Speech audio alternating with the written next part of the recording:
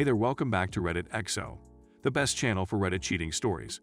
Be sure to like, subscribe, and hit the bell notification for more stories like these. Now, let's get into the video. Found my girlfriend was cheating on me with a close friend, so I had him arrested and ghosted her. So, as a longtime Redditor, I've decided to tell you all about a story that just ended.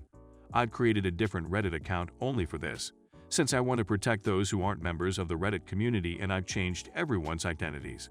Please let me know whether this belongs in r/pro or if it should be moved someplace else. I've never posted in this sub before, but a buddy suggested I do so. Please accept my apologies for any grammatical or spelling issues. The TLDR version will be at the bottom, but hold on tight because this is going to be a long one. Information about the background: incoming sadness. My wife Rachel and I grew up in a medium-sized town of roughly 30,000 people. We met when we were little, I'm guessing around the ages of 6 or 7. We were almost inseparable. When we were 16 years old, we started dating. When we were 18, we headed out to look for work in a city just a few hours away. We were married and had bought our first house before turning 20. When she was 22, we discovered she was pregnant with her first child. Then disaster struck. Around 5 weeks before her maternity leave, a big shelf unit toppled and crushed her. According to what I was told, she and our child were both slain instantly. 2 of her employees were also injured in the accident. One of them was paraplegic and had to have his leg amputated. To conserve money, the company she worked for decided to maintain using outdated shelving that had been deemed unsafe rather than replace it. I still haven't forgiven the executives and management personnel who made that decision, since they destroyed my love while also eliminating our pregnancy.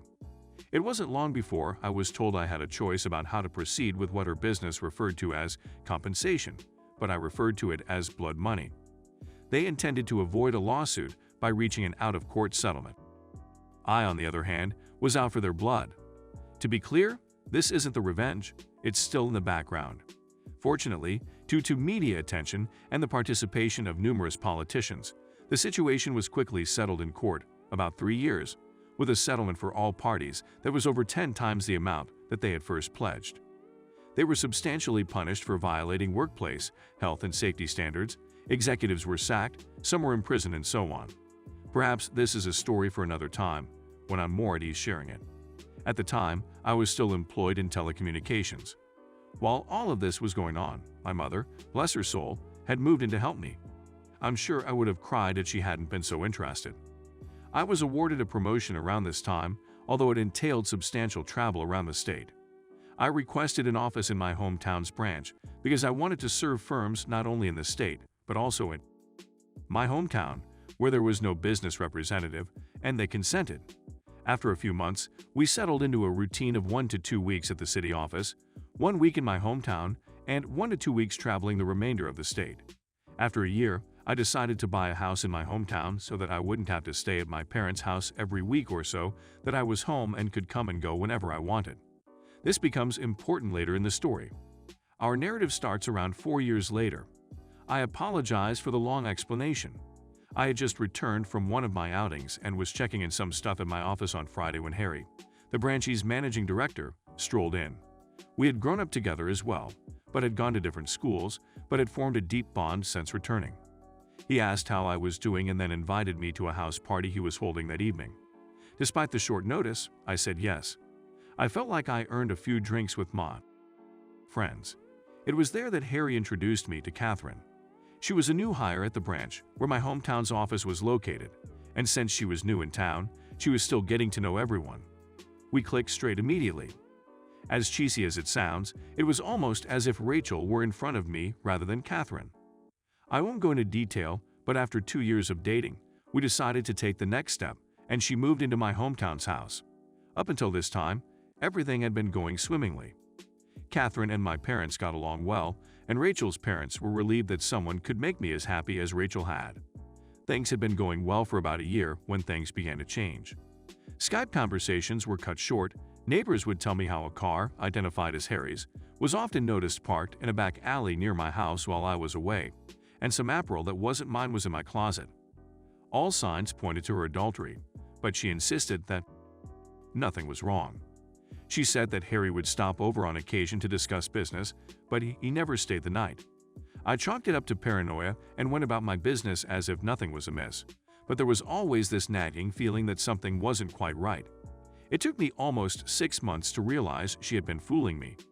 I had just negotiated a rather big transaction with a new business, and the negotiations had ended sooner than I had anticipated.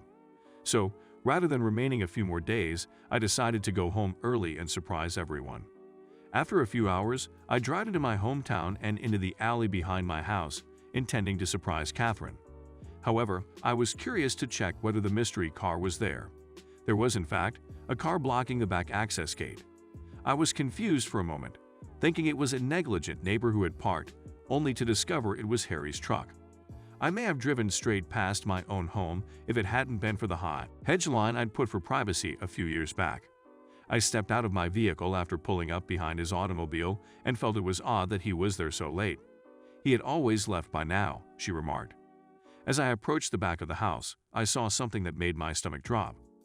Catherine and Harry were squabbling in my kitchen. I became utterly immobile. Time had stopped. On my kitchen bench, my close friend was having with my girlfriend. I was at a loss for what to do. My mind was racing with so many ideas. Was I dreaming or waking up? Why were they having in my house? Disappointed, I turned and went away without anybody noticing. I sat in my car for what seemed like an eternity. I burst into tears, hard. However, the sorrow quickly turned to wrath. The same fury I felt for those who were responsible for Rachel's death. I wanted to cause them agony, badly. I am a pacifist who does not support violence. I knew I was going to punish them and destroy their lives at that point. And what better time than now to begin started? I drove back up the alley, far enough away from my driveway to see Harry's car, then returned to the gate, where I could see inside the house, and dialed her phone. When the phone rang, they were still going for it. They both did a second take when they saw my name on the caller ID. They let it ring since I could see she was contemplating about answering it. After a few seconds, they were back into it, and I called again. This time, she did answer. I hung up while she was responding and went back to my car. She returned my call as quickly as I did. When she asked why I was calling so late, I said that I was about 10 minutes away from home and didn't want to scare her away by coming in. She was clearly startled and thrilled that I was coming, and the talk quickly stopped when she indicated that she needed to go up and change into something. I hung up the phone after saying my goodbyes. Harry went through the gate, still half naked, and got into his car, driving away like a bat out of hell. I smiled a little, knowing how scared both of them would be if they were captured. I'd paused for a few minutes before driving into the precise location where Harry had been moments earlier. The remainder of the night was calm, and I didn't get out of bed until she was asleep to go to my office down the hall. I couldn't fall asleep. I needed to devise a strategy, and I devised a strategy. My mother always pushed me to be a peacemaker and to let cosmic karma do its thing. However, in this case, I determined that karma may benefit from some aid. I intended to punish them both separately, but also to destroy them both. I was aware of Harry's drug addiction. It wasn't anything major, yet he kept it to himself. I only discovered it by accident after discovering some coke and weed left out at his house, but I pretended I hadn't seen it when he attempted to cover it up. I began calling some of my more questionable customers and politely inquiring about gathering some samples that they were willing to leave with. After a few days, I had amassed a sufficient cash to make my method work. A month later, I invited friends, including Harry, around for a BBQ night. I persuaded Harry to stay the night and sleep it off after assuring that I had sufficiently boosted him up. I took the drugs and a range of my personal belongings and concealed them in various spots around his car, the majority of which was in his tire well. In the early hours of that morning, I locked the car and went inside to sleep, certain that he wouldn't find them during the months it would take for the rest of my plan to take effect.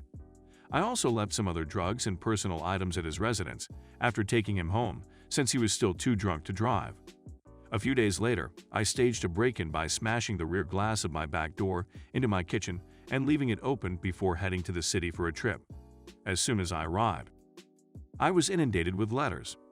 One from my clearly concerned mother, who had noticed the broken back door and called the authorities.